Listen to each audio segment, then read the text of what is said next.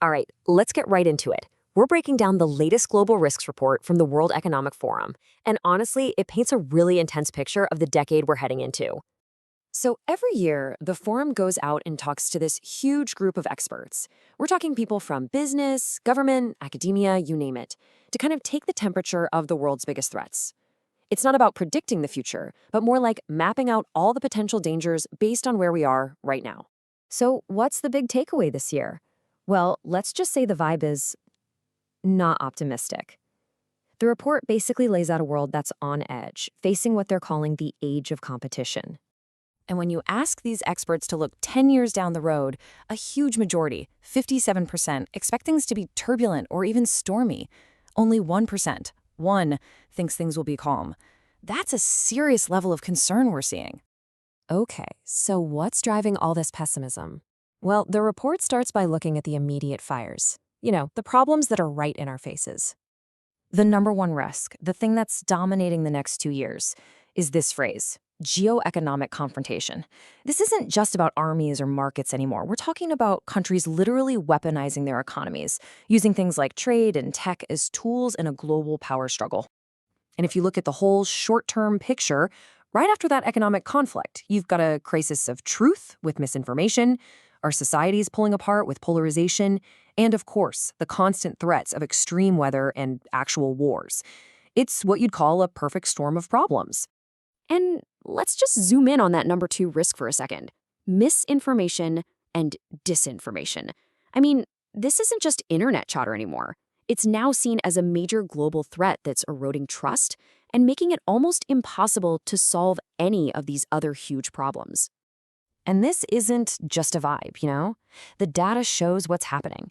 As we all get more worried about what's real and what's fake online, our trust in news in general is dropping. And the result of that? A huge chunk of people, 40%, are just checking out completely, which you can imagine creates its own kind of danger. But here is where the report gets really fascinating. It shows that because we're so focused on these immediate fires, we're making a pretty dangerous trade-off. Just look at this comparison. It's night and day, right? The risks for the next 2 years are all about conflict and politics. But when you ask experts to look out 10 years, it is almost all about the environment. So here's the kicker. While we are all hands on deck trying to deal with today's political and social messes, that slow-burning, really existential threat of climate change is getting pushed to the back burner. And you can see this shift in the numbers. Compared to just last year's report, how dangerous experts think these environmental risks are in the short term has just plummeted. We're completely distracted, and our planet might just pay the price for it. All of this shuffling of priorities is basically setting the stage for some really major storms that the experts see gathering on the 10-year horizon. And don't get it twisted. Those environmental risks, they don't just go away. They come roaring back in the long-term outlook. Actually, half of the top 10 long-term risks are environmental, with extreme weather shooting right back up to the number 1 spot as the biggest threat we'll face. But it's not the only storm on the horizon. There is a massive technological one brewing, right alongside it, and it's all centered on the crazy fast and mostly unchecked explosion of artificial intelligence. And I mean, this is just a staggering jump. In the 2-year view, the dangers of AI are ranked way down at number 30. But in 10 years, it skyrockets all the way to number 5. No other risk grows that fast or that much in perceived danger. It's a huge red flag. So what's the glue holding all these different storms together? Well, the report points a finger at one big, stubborn issue: inequality. For the second year in a row, experts say inequality is the risk that acts like an accelerant, making all the other problems worse, from political division to economic trouble. So here we are. We're facing these immediate fires and these massive long-term storms.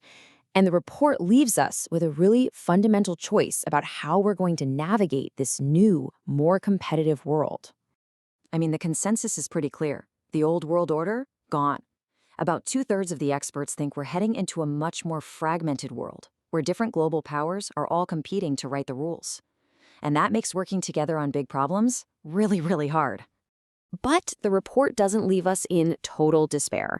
It offers this little bit of hope. It reminds us that even when everyone's competing, nations can, and frankly they must, find ways to work together on the threats that could wipe us all out. And that, right there, is the ultimate question, isn't it? The future isn't written yet. The choices we make right now about whether we focus on our short-term fights or our long-term survival, that's what's going to define this decade. The choice is up to us.